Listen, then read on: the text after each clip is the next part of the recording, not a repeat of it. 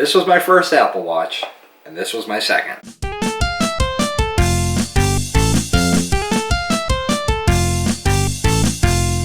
Welcome everyone to My Tech Monday, and today I'm reviewing the 42mm Series 2 Apple Watch. So when Apple first unveiled the Apple Watch a few years ago, I wasn't too excited to go out there and buy it. There were a bunch of reasons that discouraged me, one of them being that it wasn't waterproof, the other one being that they didn't have any cases for it, and the third one being the fact that it looks like one of those calculators that you wear as a watch. So after seeing a bunch of reviews online and people making videos of them, banging their Apple Watch, bringing it underwater, doing all these different daily activities with their watch and it's still surviving, I was a little more apt to go out and buy it. But with most Apple products, there's a new version of that product that comes out later in the year, so I just ended up waiting till the next time that the Apple Watch would come out. So when they released this one, they showed its waterproofness, the fact that it has the GPS built in there, and the fact that they made a couple of improvements on the chip that goes inside of there. I was keen to go out and get it. So not wanting to deal with the crowds around the holiday season, I decided to wait a little bit later, and I picked this thing up a couple weeks ago. So I had a couple main reasons for really wanting to get this watch. One being, when I ride the motorcycle, it makes it a lot easier to just look at the maps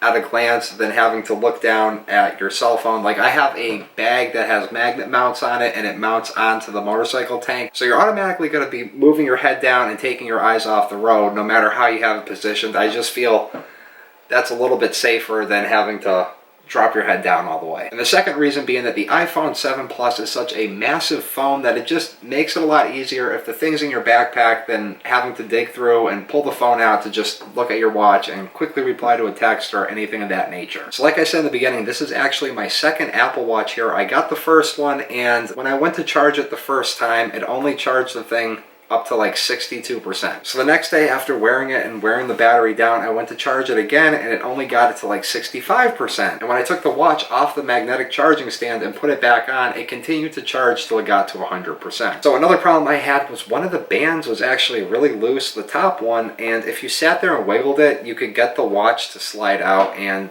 seeing as Apple doesn't make any cases for the watch, I didn't want to drop this thing on the ground. So I ended up going up to the Apple store. I talked to the guy. They ended up sending it out, which I found surprising considering how their phones and everything else they usually do the repairs, or they do the exchanges in the store. So anyways, the guy at the Apple store sent this out on Monday evening, and it was back by Thursday, and they found something wrong with it because they sent it to me in this box here, and it said that they had replaced it with a new one. I also had another problem with the first watch that I had. The sunrise and sunset feature, along with what the current temperature was outside, would not load up right away, and sometimes it would take like an hour to load. Other times it just wouldn't display it properly. The sunset would be off by a couple hours, the weather would be off by a couple degrees, and it was always set to what my location is. So I read a few things online where other people had the same problem, and I did the whole unpair the watch with the phone and try repairing them, and nothing seemed to solve the problem. But anyways, like I said, they sent me the second watch. They sent me a brand new watch, and so far I've had it for 2 days now. There's no complaints on it, but I thought I would share with you guys some of the accessories that I ended up getting for it. So right off the bat, I didn't want to drop, I think it's like $150 for the Apple band that comes with it. So I got one of these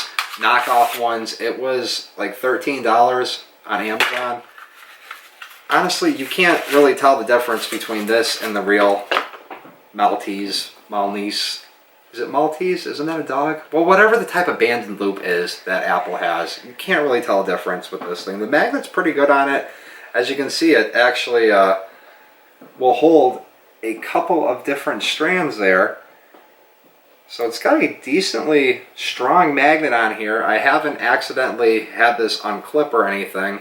I will have to say, though, it is a bit of a tight squeeze getting the band with the watch around my hand. So if you guys do have a larger body or a larger wrist or anything of that nature, you might have a little bit of a problem with this one. But like I said, I was able to get it on there. It's not the most ideal, easy sliding on and off of the watch, but it's enough for saving over $100 on the band. So another thing, as you can see, I have this beast of a case on here. I wanted something similar to like an OtterBox for an iPhone, or something like rugged, like a Survivor case or a Defender case. But Apple, for some reason, doesn't make cases for the watch. The watch has been out for a couple years now, and they still don't make cases on it, which makes you kind of wonder, what are they doing over there where they don't want to get in on that market? But anyways, this is the case that I chose. This thing was $10, and it says it's for Generation 1, but when I clicked the thing online, I clicked for Generation 2, and they sent me this one anyways. But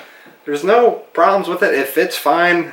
I guess the watches are the exact same size. I just had to order the 42 millimeter instead of the 38. That's another thing I wanted to talk about. The 38 millimeter one was the ideal watch that I wanted to get, but once I put it on my hand or my wrist, it just seemed way too small. The screen just seemed way too small. So one more thing I also picked up for the Apple Watch is the nightstand for it. Just makes it a lot easier when you're charging it. You don't have to worry about accidentally bumping it. It's got this nice little groove where the watch will sit in, and you can also choose what direction you want the power cable to go. But anyways, guys, that is going to do it for this week's episode. Let me know in the comments section if you've ever had any of these issues with the Apple Watch yourself. Hit the thumbs up button if you enjoyed this video, and I'll see you tomorrow for Gaming Tuesday. Peace.